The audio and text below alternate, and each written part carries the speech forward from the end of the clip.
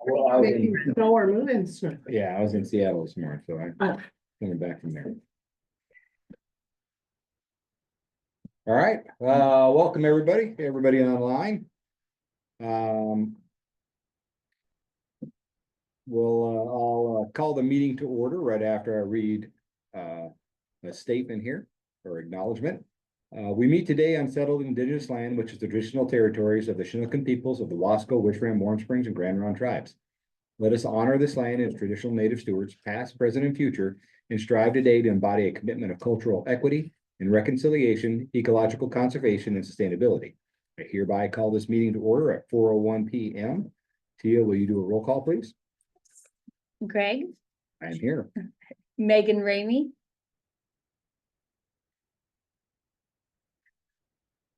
We know you're here, Megan. Sorry, I'm here. Tamara, Here.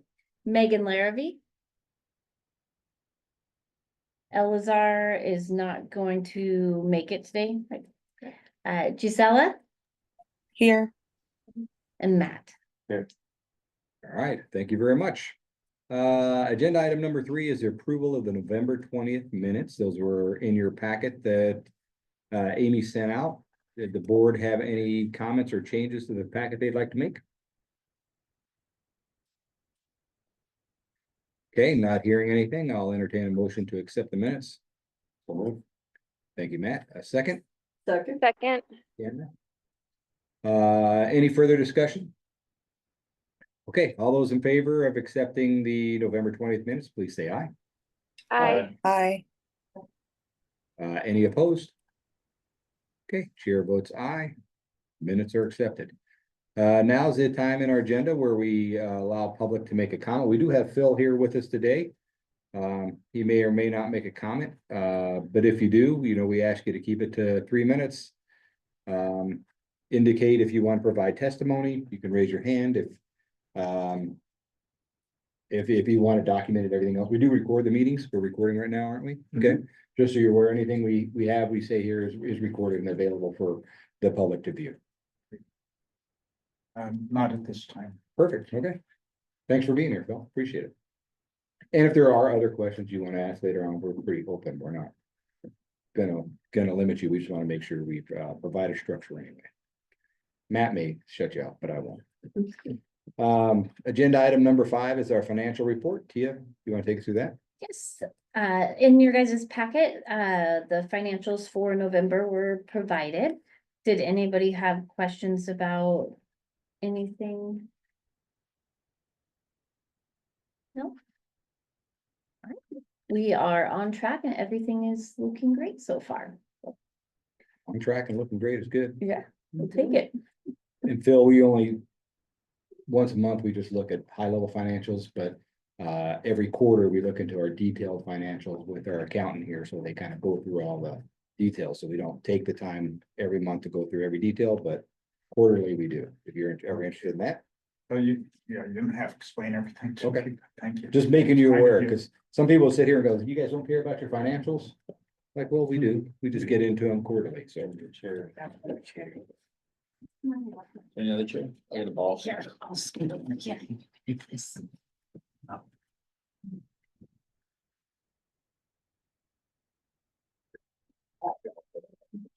Around there.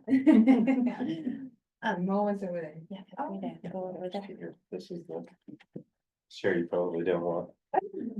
Megan, this is Phil. Oh, nice to meet you. I saw it online. Yeah, Megan. Nice to meet you. Bouncy ball. This may be one of the quickest meetings ever, actually, as we're kind of running through this. So no comments on the financial report. We'll move on to item number 6. And actually, we do not have any resolution or action items like we typically do. So we're gonna move right on to the operations manager report. Jeff, Wow, okay. you weren't prepared for that within the first 5 minutes, were you? Yeah. All right, so November ops report, just overall, it was a slower month on all fronts. There were actually only 20 days of full service because of the holidays and the weekends. So some of our numbers are a little lower. Still overall safety score is 99. Little little more reduction in speeding overall, which is still awesome. Vehicle hours driven is 974. It's lower than it normally is. Vehicle miles driven 31,271. Fuel cost 12,300. Fuel cost per mile about 39 cents. We only had 3 customer incidents, and 2 of them were actually related. And no formal complaints and no vandalism and no vehicle incidents reported. The 3 customer incidents, one of them was an employee incident, so maybe we change it to people incidents. An employee reported feeling unwell and described symptoms consistent with a possible heart attack. The field supervisor promptly called 911. The employee was assessed and found to be okay and has since returned to work. There was a visibly impaired passenger who stumbled and fell into a seat in the back of the bus. The driver checked on them. They did not verbally respond when the passenger exited the bus at the stop. They fell to the ground. The driver asked if they needed medical assistance, but the passenger declined. Later the same day, the same passenger boarded a different bus and exited at Gateway Transit Center. Once again, fell to the ground. The driver promptly contacted TriMet Security for assistance with the passenger, and they took the situation from there. Cool. Other happenings, just another quick update on the Freightliners. They're saying second week of January. I just got another email today, actually, that says it's gonna get wrapped on January 9th, so that could be, I think it's likely gonna be the 3rd week of January, would be my guess, if they're just wrapping it on January 9th. And then Gorge to Mountain training update. We just finished up getting all of our drivers that are driving the Gorge to Mountain bus set up to, this morning was the last training for going up and chaining and actually seeing all the chain How spots. many different drivers do we have that are gonna do that route? So there's 4 that have been on shifts, and then I don't know how many. Oh, and Gene would be. He's a standby driver that's willing to do it. Who's the other? Gene Guy, right? guy, he can't until he gets his CDL, but he should have his CDL. He's taking his test in a week and a half. There's a So, couple other folks, yeah. at least a Okay. couple other folks that are standby. Great. Yeah. And we're working on another one, because Well, yeah, we're trying to hire one more person, Yeah. yeah. Okay. Cool, employee of the month is Zach McFarland. Zach has grown tremendously in his role as our senior driver. He has a thorough understanding of our policies and excels at communicating them to passengers. Zach is always willing to step in to train and troubleshoot issues with other drivers. He contributes, his contributions and ideas consistently help us improve our overall operations. A reliable expert at getting the job done, Zach is an invaluable member of our team. He's been here for like 4 years too, right? More? I think more he's, wants me. yeah, he's Yeah. gotta be like 5 years, or yeah. Okay. 6, That's awesome. yeah, Wow. I think he, yeah. Cool, ridership report. Overall, we are up from last year and we are down from last month, and that's again, a lot of that's due to we had Thanksgiving and Black Friday where we didn't run Dial-A-Ride or Upper Valley. Our ridership per hour is 4.5, which is down from last month. I didn't do the math, but Amy did it earlier this week. I don't have the actual numbers, but if you take out our Upper Valley and Dial-A-Ride, our Gorge Express and City route are still boarding. I think it was closer to 5.5. Yeah, for our fixed route services. Cool. That concludes my report. I forgot to bring this up. This was like a couple months ago. One of the newer bus drivers on the Columbia Gorge Express, really nice guy, younger. I think he lives in Portland.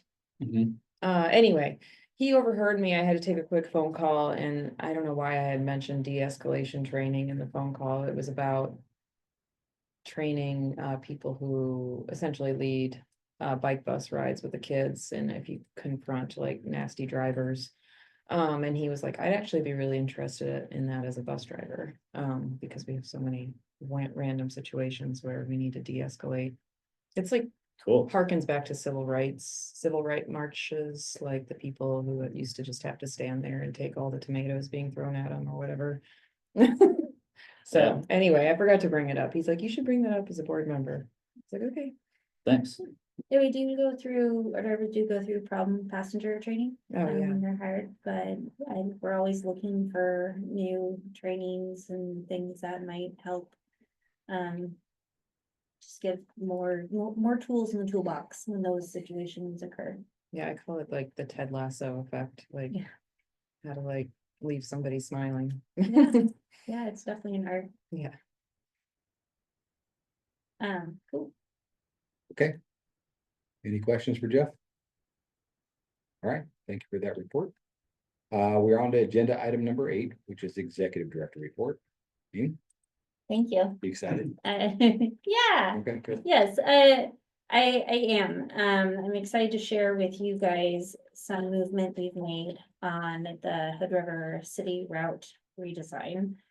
That we've been talking about for a while. Tim, if you may, could you please share that PowerPoint, and we'll have to put it into PowerPoint mode. Is that under you? You can even do the slideshow at the top, and then I think it says from beginning. Over about in the middle of the like animations. Like conduit too. I got. Between Animation record. slideshow. There you go. There you go. From Yeah. beginning? And are we sharing the screen to the people on the meeting?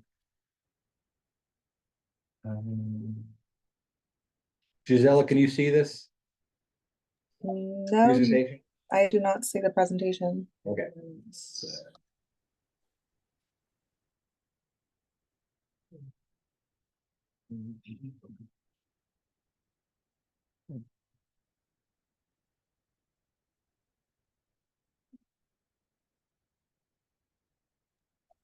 Okay, I can see it now. Thank you. All right. So this is an informational update, with the opportunity for discussion and approval of a general direction from the board. As you may remember, the 2023 Transit Master Plan identified that in the short to midterm that we would transition from the Hood River city route that we have today, which is a circulator, away from the circulator route to a linear design, so a two-way directional route. Meaning there will be stops on both sides of the street. Due to resource limitations, we cannot implement what was identified in the TNP, and I'll go through kind of what was identified and then kind of where the direction as of now.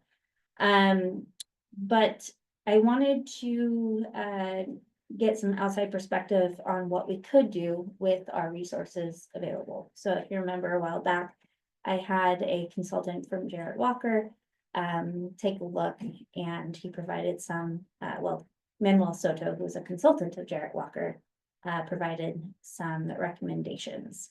So I wanted to go through those with you all for the Hood River City route, and then also update you on the meeting that I had with City of Hood River staff, because there are some problem child areas with that design. And then we'll go from there. So if you could go to the next slide, Tim. It's funny, oh, you might have to go to.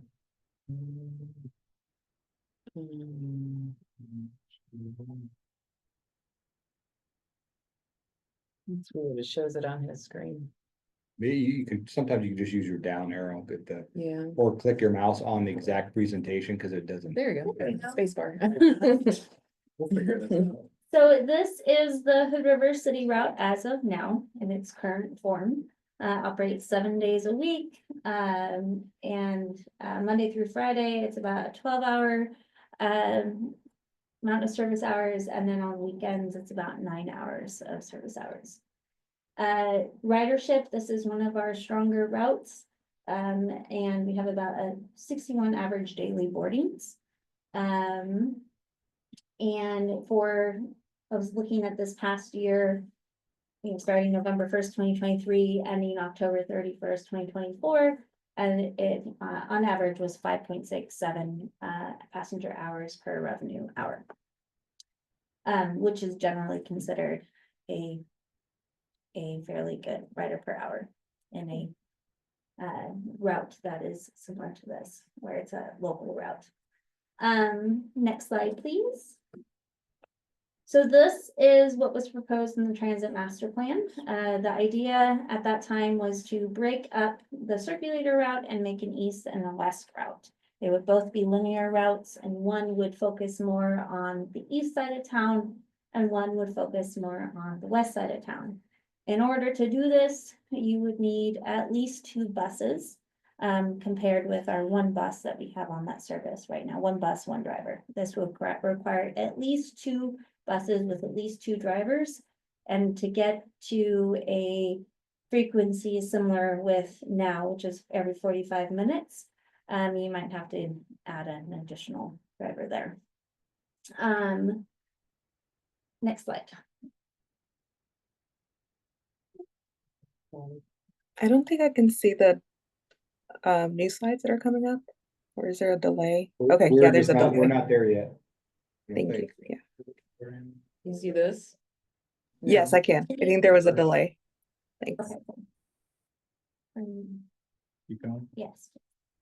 so the crossed off ones you don't. We don't, it's we're not not. mirroring what you're seeing here, Tim. So if you go to maybe Zoom instead. Yeah, go click on that. Yeah. I don't know what is going on. This is weird. Go to PowerPoint. There's like 2 board, there's 2 open. That's what's going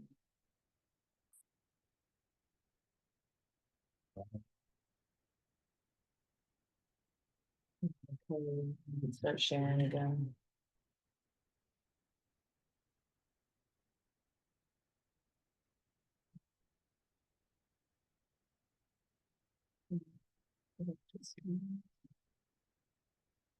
Is it?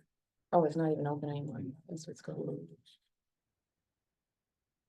Okay. Now we're back to Zoom.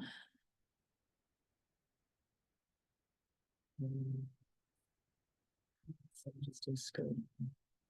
Yeah, all right. And you will have to go back to slideshow and then start from there.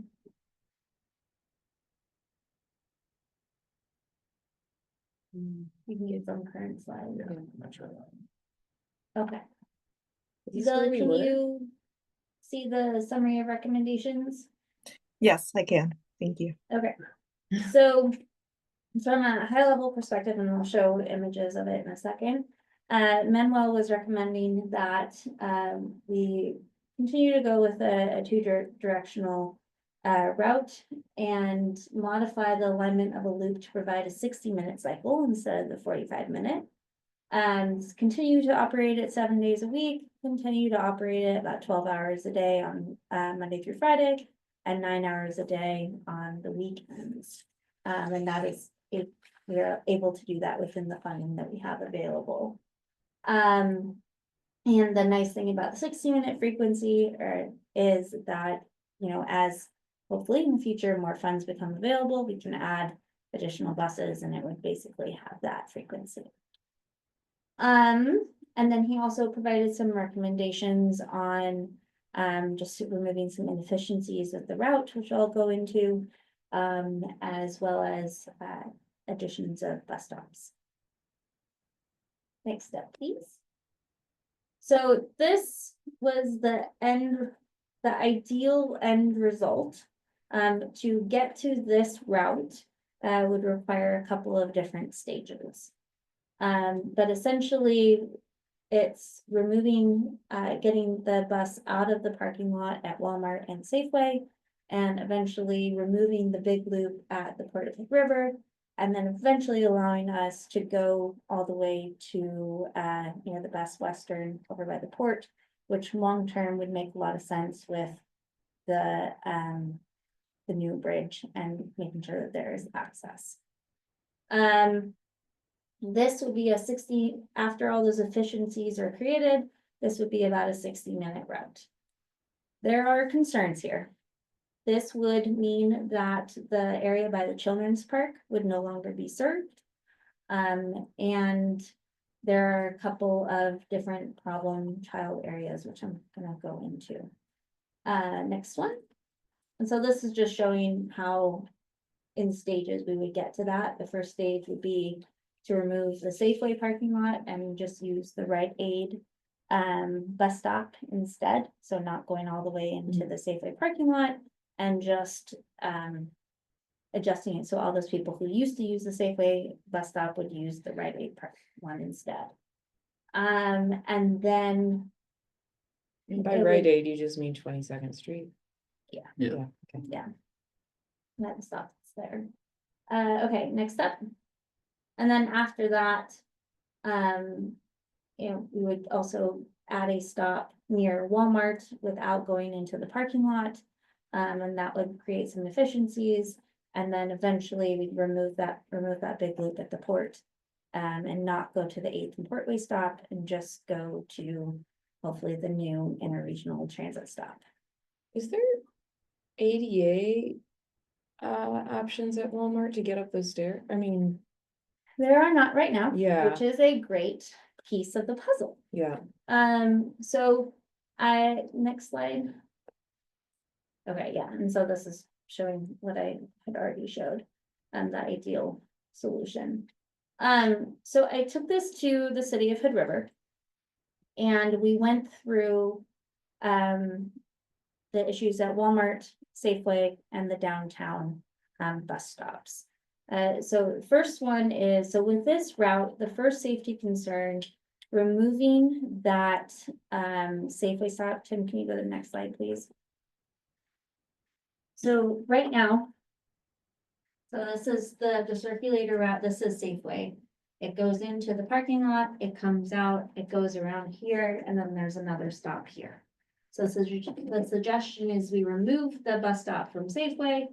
And so we completely take out the parking lot and then we go here. If it's a 2-directional route, that means that we would then need to work on creating a stop on the opposite side with easy enough access over to Safeway, because that is the main destination. The problem with that is the bus would then need to take a left turn here at it's 20 at the end. I thought it was 20, it's either 20th or 22nd, I never, It's the big hill. yeah. You'd have to take a left on the Cascade. I spoke with the city.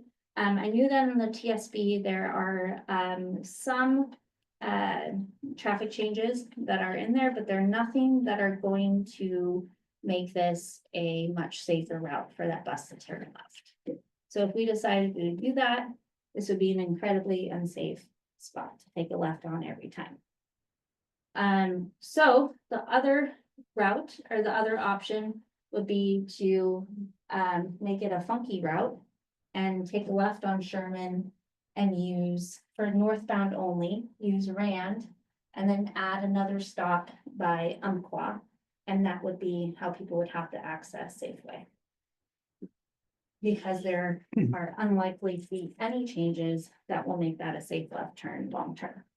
Yeah, because there's no light there, so we're just. Yes. Exactly. Got it. Well, the plan is about to start too, so. So, and I asked them about that with the new Cascade improvements, and they still said that it's unlikely to make that any better of an intersection. For consistent left turn use. If people wanted to save time and get off at essentially like Sherman at 20th, could we accommodate that? Because all they have to do is just walk down the hill. Potentially, I mean, it wouldn't be ADA, but because that hill is not, no, that's not anywhere close. but. So, oh, sorry. So that's my concern here. My other concern Well, is, and wait, go ahead. because I live right there and Yeah. walk it all the time. Yeah. I'm gonna say probably because of course, whenever the bus pulls up, I'm checking it out. As you should. And there are a lot of people that get on and off right there at Yeah. Safeway. Mhm. But there's also heavy traffic right there. And a lot of goofy drivers out there. 'cause At the I've Rite seen- Aid stop, Pardon? at the Rite Aid stop. No, at the Safeway stop. In the parking lot, yeah. Yeah, in the parking lot and Yeah. stuff, because that's very busy.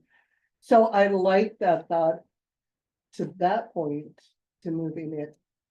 But at the Rite Aid stop, there is not shelter, those are some concerns that I look at. Providing our guests either, at the center market, some type of shelter from the rain and everything that's been going on right now. Yeah, But also doing a left-hand turn. I have to do it every morning. With the stoplight, mm-hmm. it has gotten much better. Yeah. No, okay. So that have is brakes. something that if the drivers are aware of and stuff, when it's green, oh my gosh, the line goes for a long time, but then it's done when it's red and you can You can make a do it. left-hand turn much easier. Okay, that's good to know. So that's one of my big concerns, and it, yeah, so, and then my other concern, Tim, if you would, is the downtown stops. So again, the problem with it,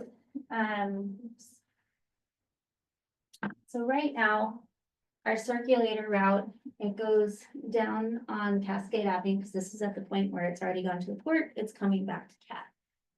We stop at the Fifth and Cascade stop, which has done very well for us. And there's two options. You could, if we were sticking with the linear route, you could add a stop, on the other side over, on the southbound, side of Cascade, somewhere over here to be determined with the city.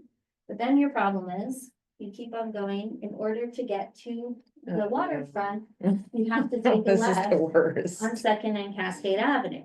Exactly. It was the best when the intersection was shut down. Yeah, Oh, yeah. that was great.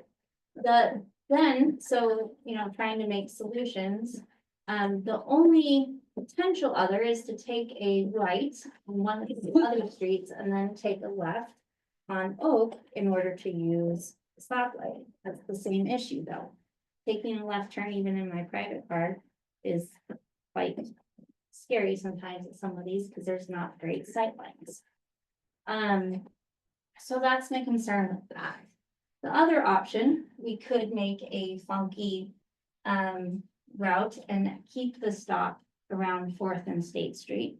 There is new development happening at 6th and State, so there is the ability where we could add a much more formalized stop with seating and probably shelter, and closer to the crosswalk that goes to the library. But in order to get to this spot, again, we gotta do some funky things, because we'd be coming down on Wasco. We could come up 7th, but we'd have to take a left on Oak and then a right on 6th and then a left on State Street. So there's two really unsafe left turns there. Can you, sorry, I don't see the routes on the map, so it's hard for me to tell. Yes, no, sorry, it's not. So the southbound is coming from the port So the southbound will be coming from the port. and it that's goes not- down Cascade the whole way? Yep, and that's. Okay, And that then it one's takes easy. a right on 7th, that's no problem. Yeah. My concern is northbound. So the northbound, Right. we need to service the downtown area, like that's the whole point, is Correct. having a stop. And we can't do that at like in front of Pietro's and have it go down State Street instead? So the only problem is getting to State Street.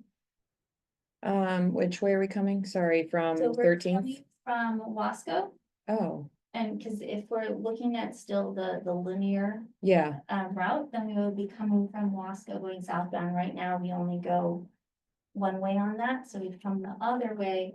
We go up 7th, and then we'd have to try to take a left. Well, we could take a left at Cascade, right? And then come up, but then you're gonna have to take a left on Oak. And then, but then if you do that, then you're bypassing a potentially good stop here.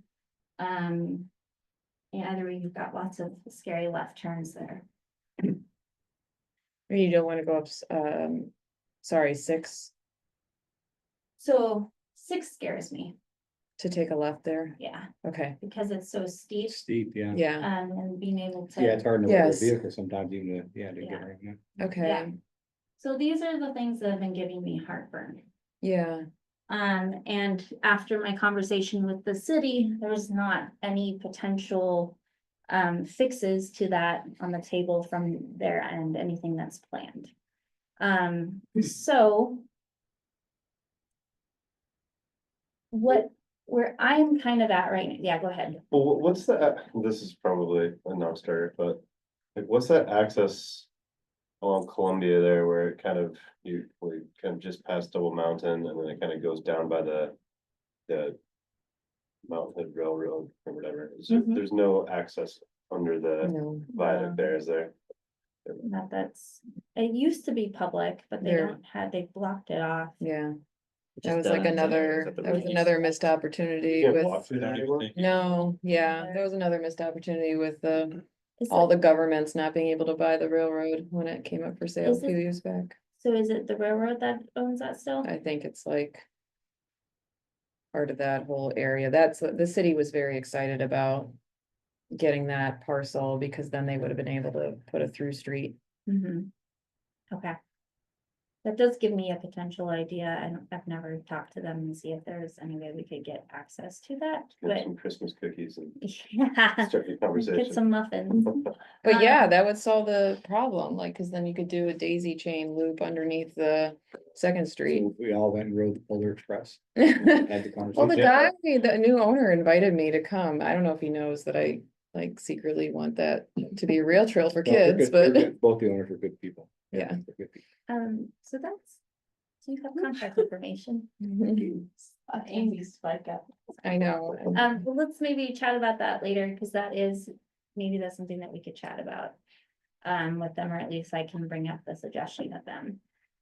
That aside, though, I'm really concerned about the linear, doing a linear route of all the different constraints that we have due to the built environment. I'm concerned about being able to create a safe route. I think like a great workaround would just be going down Cascade, taking a right on Third Street, taking a left on Oak and taking a I'm thinking left another on left there. Second and avoiding, I mean, you can't. Cascade and Second is just a non-starter and you'll be sitting there forever. The other option I could do too is we could, and this is just kind of a brainstorming session idea. Is I could go to the state and the city and ask for them to consider making that a 4-way stop. Yeah, So that's the other idea. well, it won't be the state anymore, right? I'm honestly not sure. I think it's technically in almost in the city's Cities. balls now, in the city's court. That's what all this ADA work is for, is to close up that loop, and so the city can own it outright. Yeah. Yeah, A 4-way stop, sorry, at which intersection? What was that? Third and Oak, is that what you said? Yeah, I think your Third and Oak is where that would probably be the best option. Okay, So you go down Cascade, right? it's the on one Oak. block west of the new cut light. I think there's still some concerns of sightlines there, but it has the least steep intersection than any of them. Yeah, so those were my ideas. The other thought was, and maybe this is something to do in conjunction, is to really just focus on fixing those inefficiencies that we have. So I think I actually took out the slide, I'm sorry, Tim, but Walmart, the one, so I'm working with the city on that. There's actually the potential for creating a better ADA access point there. So if we were to bring our bus stop up, to Wasco. No, there's not that. Okay, sorry.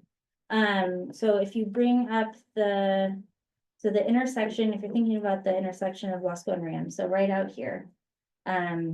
There's, if we put a bus stop at the top of those stairs, Mhm. then it could be some opportunity to work with Walmart and the city to ensure that that is ADA accessible. And that would allow us to not have to go all the way into Walmart. That would reduce the length of time of our route. And it would help ensure that there's ADA access to Walmart. So that is one route to do that, to focus on that and Safeway. Getting us out of the parking lot and starting to stop at Rite Aid instead. And then kind of continuing to figure out, see if we can work with the city to move the current 4th and State bus stop a little bit closer to the library crosswalk to a little bit safer spot where it is. And then eventually removing the loop at the port. So we're not going all the way to 8th and Portway. Mm. I think if we do those changes, we could reduce the Hood River City loop by probably at least 10 minutes. What is the little loop on our map now, if you can go back to the proposed? Is that? Yeah, So this what is is that the loop? smaller loop. So this is making that assumption that we have access. This is when we have access to the interregional transit stop. So at lot 1 that we're working on. Oh, with okay. Port of Hood River, that would be that loop. Right now, we would just need to come here and then come back out. If we got rid of the Portway stop. So what I'm doing here today is I'm kind of sharing with you kind of where I am at. And the conundrums that are in place. I think you guys brought up a couple of other good ideas that I think I will continue to work on. We reach out to the railroad. And probably the safest option, to your point, is the 3rd and Oak. But I think also as we are kind of working on those, I think we should also work on creating those efficiencies and doing what we can to get out of those parking lots sooner than later. And what I'm asking for is a general head nod that makes sense.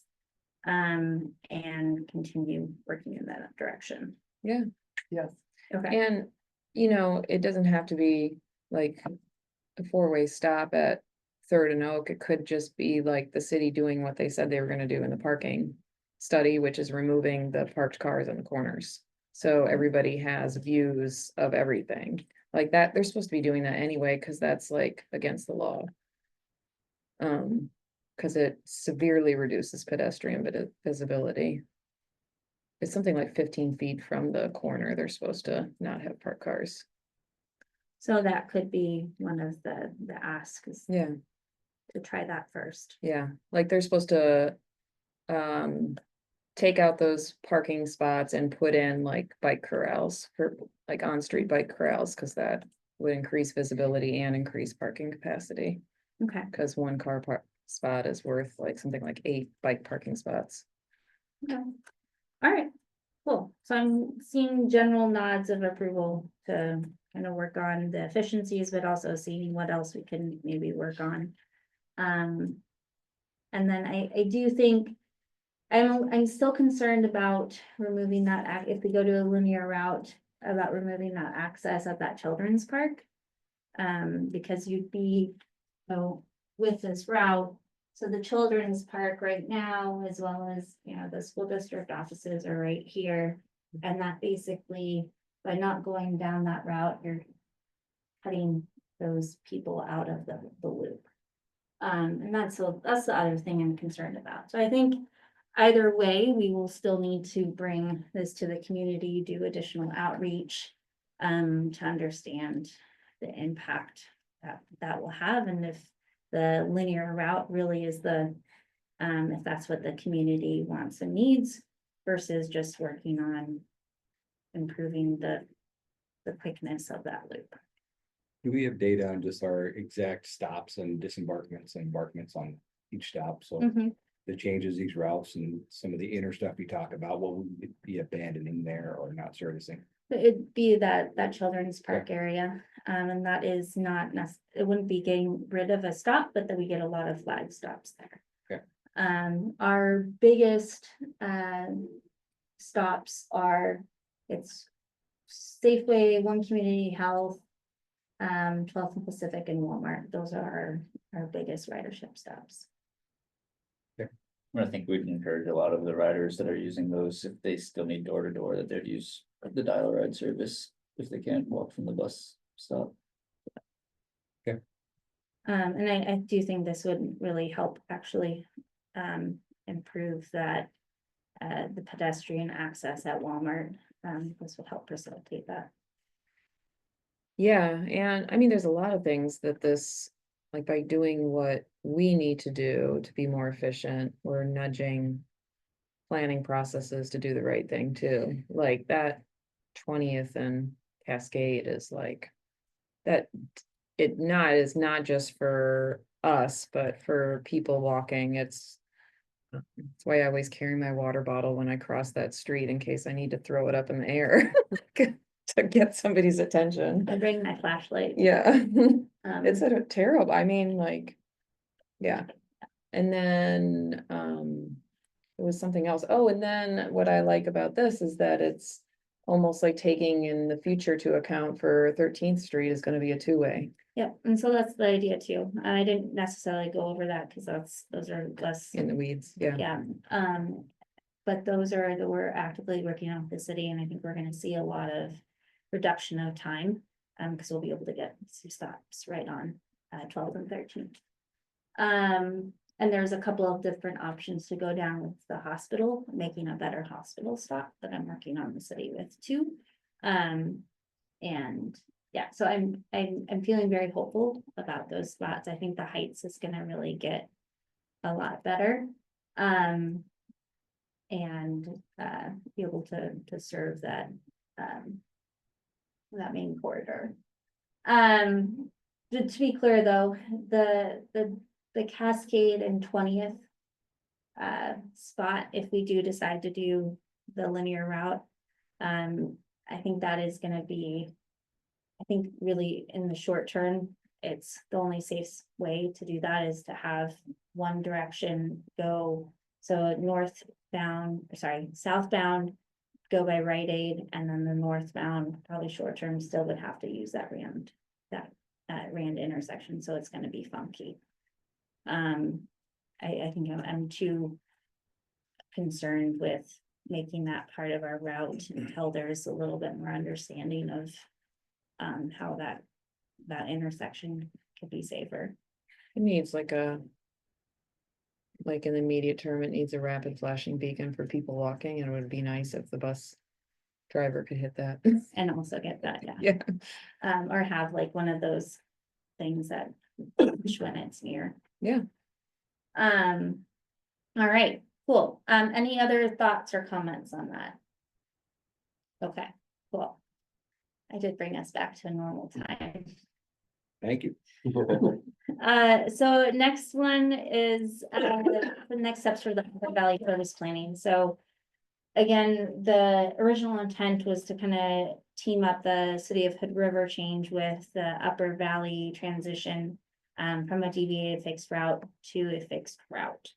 I think with all these different things that we have to do on the Hood River, I'm not sure we're going to necessarily be able to make a linear route change for the Hood River City route also be at the same time as transitioning the Upper Valley to a fixed route. I think we'll still be able to make sure that there's connections, but we aren't going to be able to make it happen at the same time. I do think that there's lots of so for the next steps for the Upper Valley, I need to meet with the Hood River County Planning Department to review the stops that were recommended by Manuel and to figure out if it's really feasible for us to get those stops and what the process is for the county. I honestly haven't had to go about getting a bus stop from the county yet, so there might be a new process as part of that. And then there's some concerns with some of the safety concerns with some of the stops that we have identified. a stop at Fish Food Bank, but right now that is a very unsafe area. So I think there's still some additional research that I need to do there and work with the county to figure out best next steps. Then, so, for item number 3, this is informational update only. The union contract expires June 30th, 2024 for, our drivers. Negotiations are expected to start in February or March. 2025, you mean? Yes, thank you, 2025. No action needed. I just want you guys to be aware that that is gonna be a subject of discussion. And just make sure it's on your radar. Excuse me, sorry, when was the last union contract signed? Well, we've done a couple updates, but the last one that we went through the true hold process was 2021 is a 3-year contract. Okay. But we have updated it twice. Sweeten the pot, as they say, so. Yeah. Don't necessarily have huge amount of making up ground in wages. I In don't theory. think so. There are, yeah, we still have to look at some things and there's some, still some research to be done. There can't be a large amount of movement based on funding that we have available in the next 3 years. But the hope is to continue, to, make competitive wages and ensure that people can. Yeah. Make a living wage. I was just trying to gauge like when the last time was we've kind of stepped things up, because I know like, the county just had to. To give what a 17% step increase to, across the board, so that was more with my. We made a big one in early 2022. Okay. Right before I went into, or, yeah, I'm trying to leave, yeah, we did a big increase then. Thank you. Okay, so next item is grant applications funding update. This again is just an informational update. Good news, it does look like our Columbia Gorge Express and facility site development projects that were up for discretionary funding were confirmed, and they just need to go to yeah, they're confirmed by the PTAC. Next, they need to go to Oregon Transportation Commission. So it's not 100% definite yet, but it does look promising that those will get approved at that full request. So that's great. However, the 3 other grants were not moved forward. So the replacement and expansion vehicles, bus stop facility improvements, and planning project for the Columbia Gorge Explore idea. Those were not awarded. I checked in with ODOT and really seemed the reasoning was there were a lot of people who were applying for those funds and not enough money to go around. Any questions on that? The only thing I'm worried about is just vehicle replacement of those not being funded. And that we're just gonna have to kind of keep an eye on that, and as opportunities come up, apply for more funds.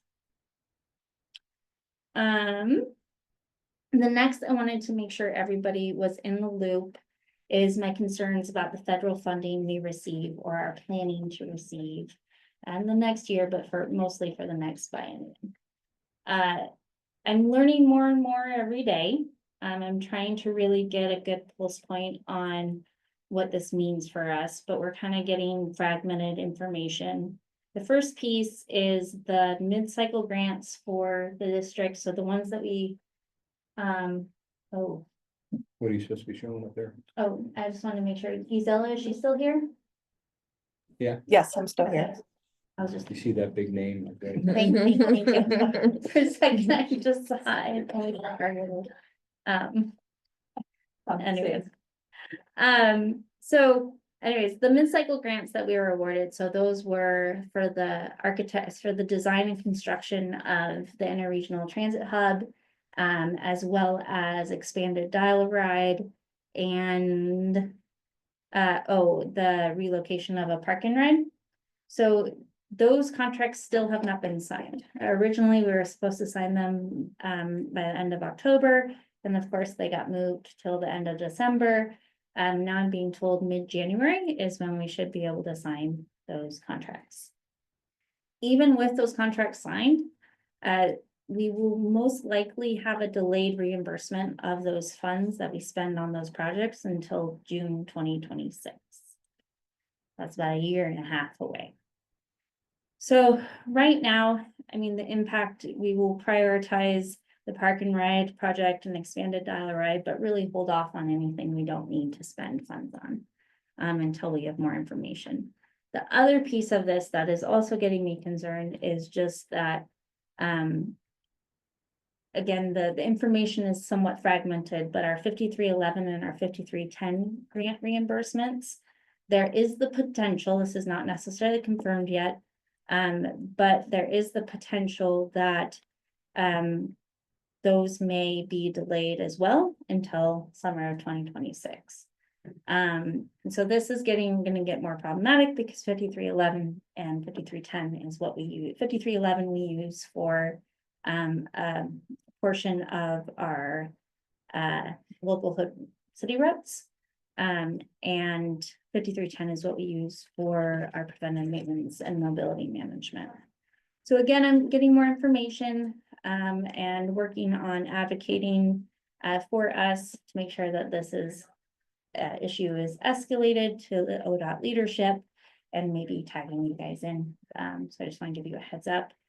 Again, I'm hearing there was some information that says that this will most likely be happening, and now I'm kind of hearing not really sure how much the reimbursements will be delayed.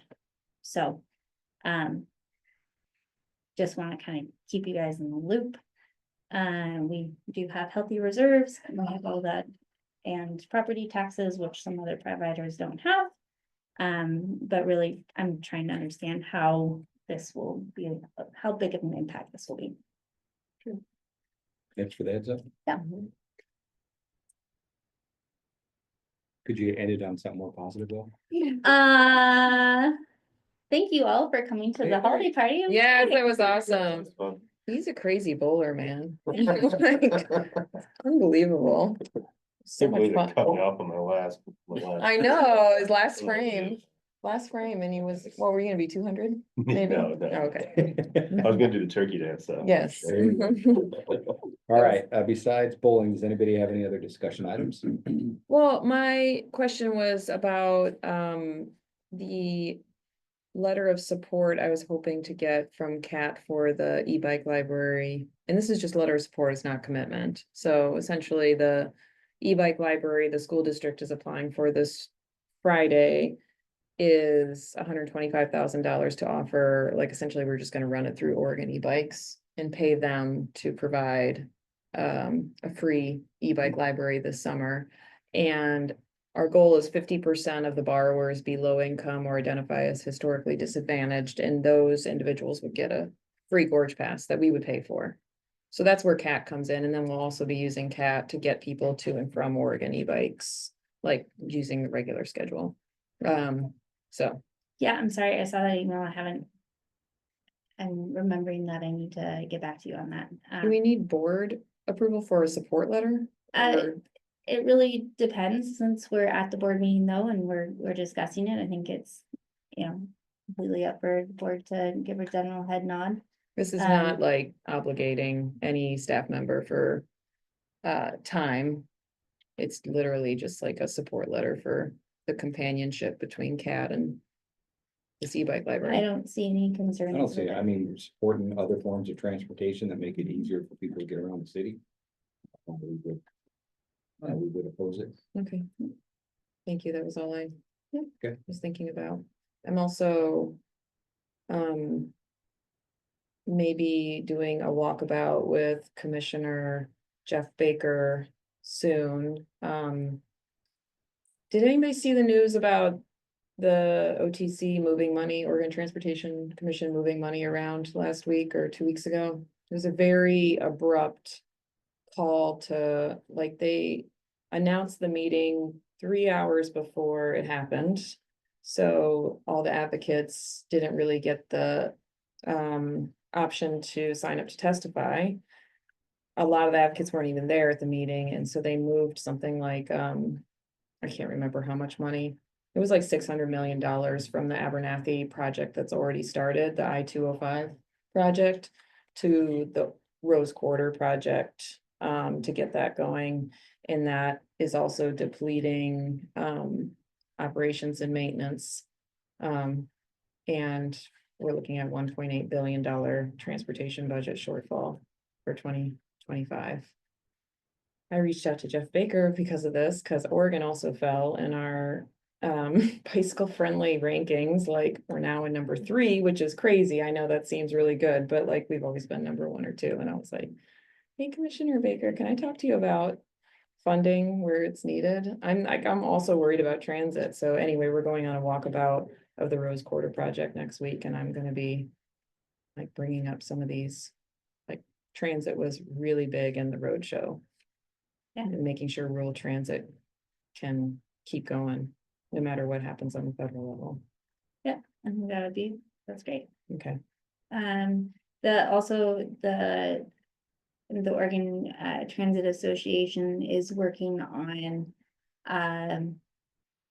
compiling what they are recommending to the state legislator for the STIF, statewide transportation improvement fund bill that's going to be on the docket. That's all looped in there. it's gonna be very interesting to see what levers they pull with vehicle taxes, fees. There's a studded tire fee on the docket, and I was like, as somebody who has studded tires, I was like, oh, well, that should happen because we're like adding more wear and tear to our roads. But like, there's every like electric charging fees for those public, facing charging stations, like vehicle purchase fees, like every possible revenue option that they can like cobble together for the $1.8 billion shortfall. Because it was supposed to be congestion tolling that was gonna really pick it up, but the governor shut it down. So anyway. All right. Other discussion items? It's Okay, not really a discussion item. I just wanted to share with everyone that as of November 22nd, I no longer work at One Community Health. So I ended up accepting this new opportunity, and so now I'm employed by Oregon Health Authority, and I'm currently in week 2 of onboarding.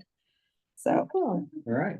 Yes. And I believe you said that your job has to do with some NEMT services as well. yeah, so I'm an engagement analyst with the coordinated care organization. So yes, directly with the CCOs, so like Pacific Source and all the other CCOs in the state. So, Thanks for that update. yeah. Okay, upcoming events. We are not operating on Christmas or New Year's Day. Good. Okay, And other than that, we'll all operate as normal. perfect. Nice. Okay. All right, that brings us to item number 11. That's adjournment. I'll make the motion to adjourn. Okay, thank Second. you. Thank you. Any further discussion? All those in favor of adjourning, please say aye. Bye. I Any contrary minded? All right, chair votes aye. We are officially adjourned at 4:59 PM. That was very good.